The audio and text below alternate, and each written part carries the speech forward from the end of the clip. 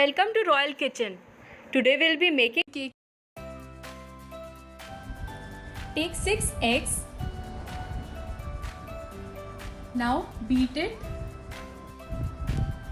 Now we have beaten our eggs. Now add 2 cups of maida or all-purpose flour, 2.5 cup of sugar, 3 tablespoons of butter, 400 grams khoya. Now add 2 tablespoons of vanilla essence. Now roast the cashew till you grease it. Let our oven be on preheat.